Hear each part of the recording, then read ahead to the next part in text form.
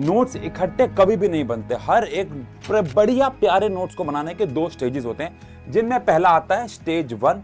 और ये स्टेज 1 तब है जब आप अपने स्कूल या कोचिंग सेंटर में बैठे हुए हो। यहाँ पे आपको नोट्स बनाते वक्त 4 बातों का ध्यान रखना है। पहली बात तो वहां पे आपके पास टाइम बहुत कम है ना, तो आपको कम से कम समय में ज्यादा आउटपुट लेना है। तो सबसे पहले आप सुनने पे ध्यान दो कि टीचर बोल क्या रहा है। हर चीज कभी कभार लिखने की जरूरत भी नहीं होती, आप समझ रहे हो। कभी वो डेली लाइफ के कुछ एग्जांपल्स दे रहे हैं आपको, वो लिखने की जरूरत नहीं है।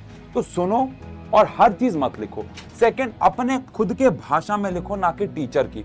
ये ना आप टीचर के वर्ड लिख रहे हो और आप जब आप उसे रिवाइज करो तो काम ना है, जो कि मैंने आपको बता दिया। और सबसे इंपॉर्टेंट बात है, उस वक्त कुछ शॉर्टकट्स बनाओ। कोई इंपॉर्टेंट चीज टीचर बोल रही है तो स्टार बना दो। मैंने पता है इंक्रीजिंग, डिक्रीजिंग, एग्जाम्पल, या बाकी सबके अपने अपने तरीके होते हैं। सॉल्यूशन के लिए कुछ बच्चे SOLN कर देते हैं, या अलग अलग और जो शॉर्टकट्स होते हैं उनका इस्तेमाल करो। अब आप घर आ गए, घर आके नोट्स पे क्या ध्यान देना है।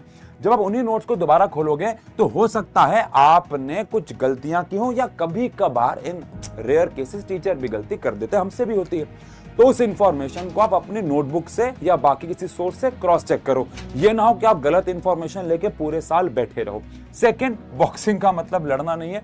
अपने इंपॉर्टेंट फॉर्मूलों को बॉक्स में डालो, जो कि आपको वहां टाइम नहीं मिला, ताकि आपके नोट्स थोड़े से सुंदर लगने लग जाए।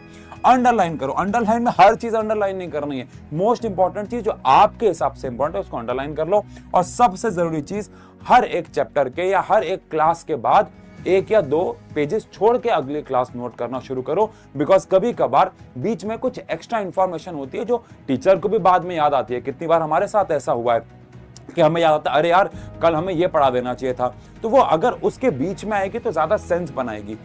अब जगह नहीं होती तो हम बाद में लिखते हैं, वो अलग बात है, बट अगर आप जगह छोड़ के रखोगे तो ज्यादा बेहतर काम कर पाओगे।